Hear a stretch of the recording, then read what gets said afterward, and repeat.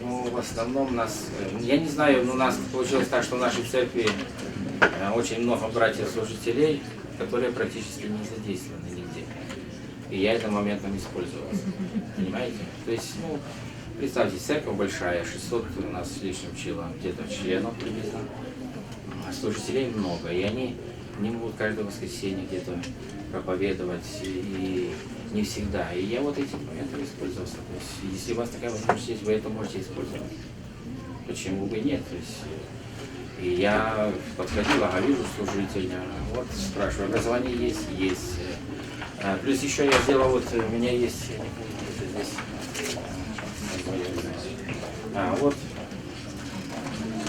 такие анкеты. Но у меня только на русском есть с собой здесь. Анкета преподавателей библейской школы. Мы такую сделали. И тут еще и вопросы есть. Мы даем им заполнять.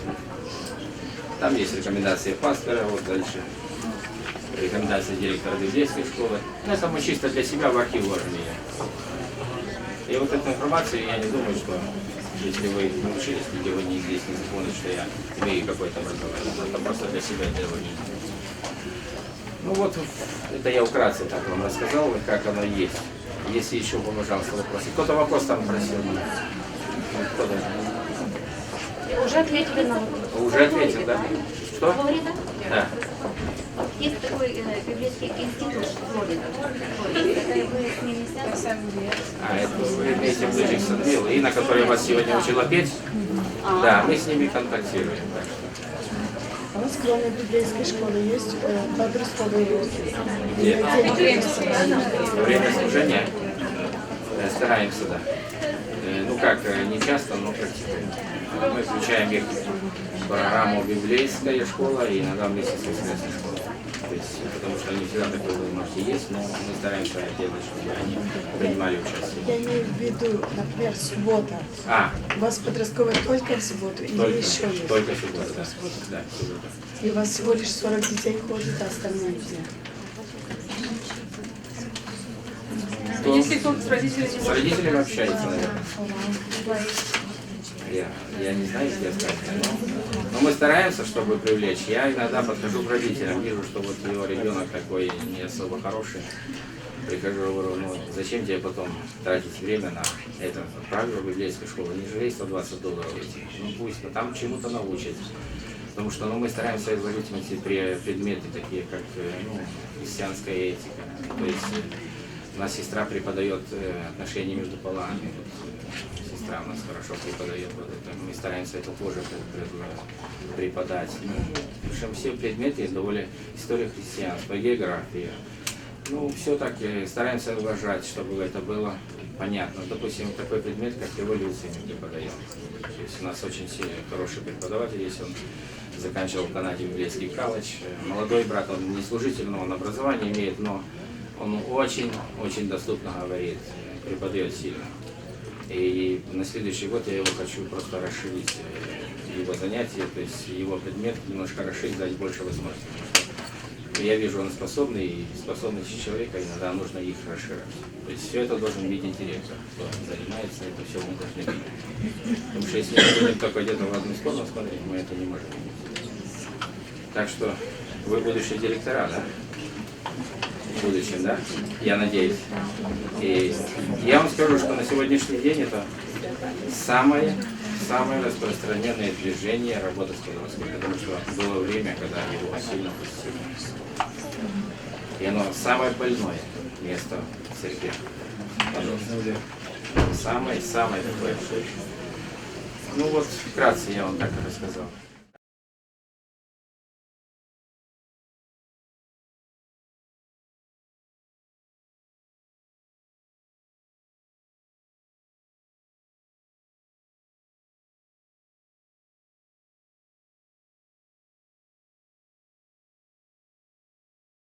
Gives us the Bible, John 1:1 says, in the beginning was the Word, and the Word was with God, and the Word was God. So Bible tells us that there is God. Psalm 14:1. Psalm 14:1, it says, the fool said in his heart, there is no God. But there's going to be a lot of fools like that. They will tell you this. There is no God. And a lot of children as well. So what if they actually belong to that category? And they don't want to base their reason on the Bible, you know? Why do we do that? Can we still help them somehow? And remember, our task is to plant the seed. Just to tell them, listen, look around and you will see it. I'm going to give you these. So, number 2, by the way, number 2 is still called a religious argument or ontological argument. Just religious. Write down religious argument. Don't use the big words. Basically, it's usually a philosophical argument that says that believing in God is logical. It makes sense. Everything else doesn't make sense. You know, when you think, when you're as a Christian and people will say, I don't believe in God, you will say, you're a fool. I mean, that doesn't make sense. I mean, believing in God is the most logical thing, and there's a lot of philosophical arguments for that, but I'm actually not going to spend my time on it. Now, this is something that, if you want to write the scripture, it's Ecclesiastes 3:11. It says that God has planted eternity in the heart of man. That God Himself planted the eternity in our heart. That we long for supernatural. You go to the tribes in Africa, they worship God. What God, they don't know, but they worship God. You go to tribes in Amazon, they worship God. Everybody worships God. Everybody. And there is some kind of a natural longing that there is the supernatural beginning of our human race. So there, again, this is called ontological argument or religious argument, that within us we have that evidence. But again, this is number 2. You can now these are beginning more scientific. Okay. Number 3 called the first cause argument for God's existence, or also it's called first cause. First cause. It's also called sometimes cosmological argument. Again, this is the big word. You don't have to remember it. But first cause argument. Basically, it goes like this. First one, the universe has a beginning. Okay? We all agree. By the way, this has not always been the case. Because if you go to Greek philosophers like Aristotle, you learned that, right, in school. He believed that universe never had a beginning. It always existed. It's eternal. But the scientists, actually it's been over the last 50 years, have discovered that the universe has a beginning. There is a beginning. And the evidence for that is first and second law of thermodynamics. Первый и второй закон термодинамики. First and second law of thermodynamics says the following. First says that there is a constant mass of energy in the universe. Second says that the energy that is usable degrades over the time. So think about this. You have a car, you have a fuel, you have a tank in a car. It has so much gas. That's the energy that exists in the universe. That car can drive for so long, and then it will stop to exist. The same thing with the universe. If it always existed, the amount of usable energy would have basically depleted to zero. We wouldn't have a universe here. Because there is a constant amount of energy that dissipates over the years. The fact that we still exist means that there is a universe. It's simply first and second law of thermodynamics. And so every single scientist knows this right now. So we don't have to defend that point. Everybody, when you say the universe has the beginning, they say that it was a big bang. Basically, there was a little mass of energy called quantum vacuum, and I'll talk about that in a little bit. It exploded and everything began. But they still believe that there was this beginning. Now, so we have the universe at the beginning. That's the beginning of the argument. Number 2, everything that has a beginning must have been caused by something else. Okay? Everything that has the beginning must have a cause. Number 2. So this is number 2 in the argument. So the argument begins with first, universe has the beginning. Then you say everything that has a beginning must have a cause. You cannot just begin with nothing. Okay? So scientists say that this is Big Bang was the cause for the universe. That it was basically a small mass of energy in a tiny bit of dot. And it exploded and it began the universe. The problem is, everything that has a beginning must have a cause. So who caused that mass of energy? Where did it come from? Okay, where did it come from? Okay, I believe, okay, even if I take your theory that Big Bang really caused the universe, what caused that massive energy? Where did energy come from? So you are back to point zero. You still do not explain, and that's why a lot of scientists will say, we don't know. We don't know. As Christians, we have an explanation that actually doesn't have, that cannot be refuted. And that's God is the beginning of everything. Now, so basically, everything has the beginning. The universe has the beginning. Everything that has a beginning should have cause. That cause, the only possible cause is God. Now, you will say, who created God? Right? If everything that has the beginning should have... Well, here's the thing. God doesn't have a beginning. That's the way that we believe in God. In fact, we believe that God created time. Okay? That's the concept that is not in God's perspective. You know, God exists outside the time. He created time just as He created three-dimensional space. I mean, when we think about God, do we think what's His weight? How high is He? Do you think about that? No, right? I mean, that's ridiculous. And the same thing with time. You don't say, how old is God? Right? Because He's infinite. He always existed.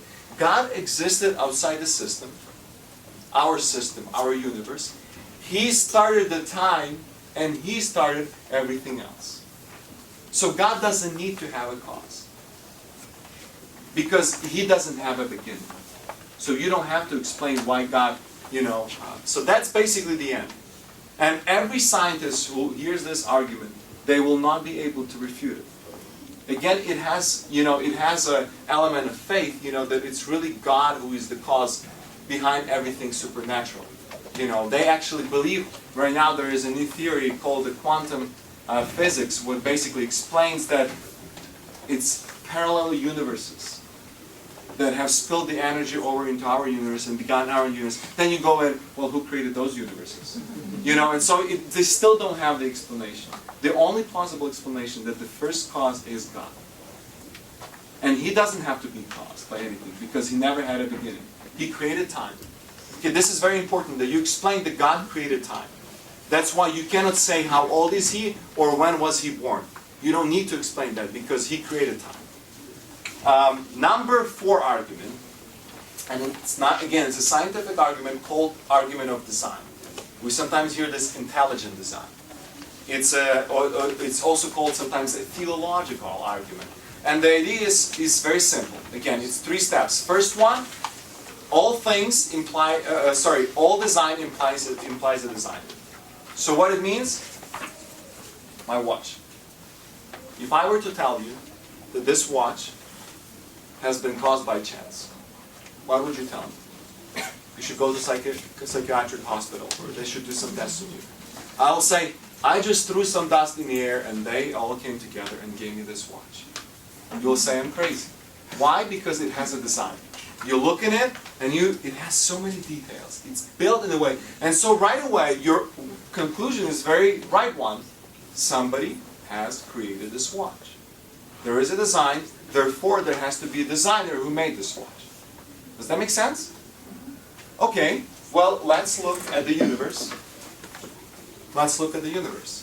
In the universe is billions, billions, billions, billions, and if I were just staying here and saying billions, I would be staying for the next couple hours.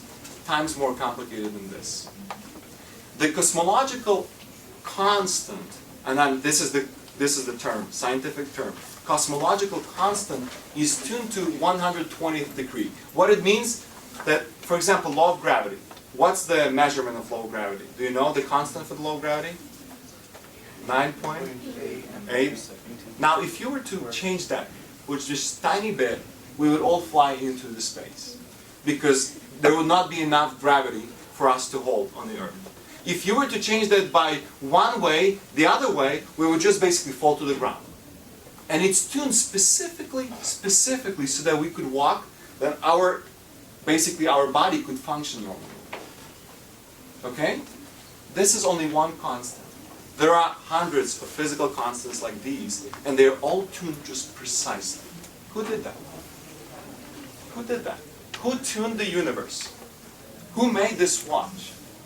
Somebody, a designer. And so basically that's the argument from design. There is a great design in the universe, and therefore there must be a designer. We call him God. The great designer is God. So that's basically the argument from design. We have a first cause argument, we have design argument, argument from design, that's 4.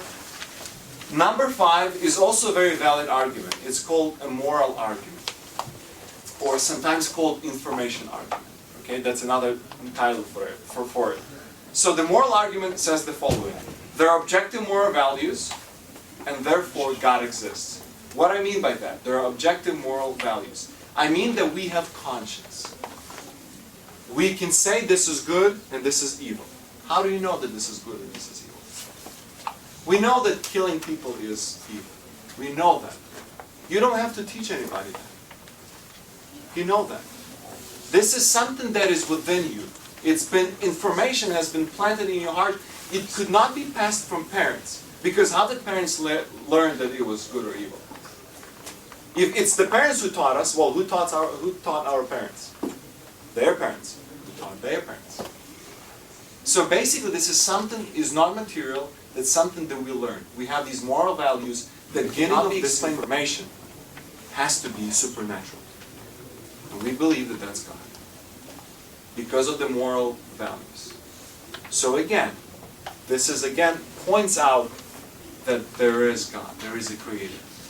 Now, there is a very good book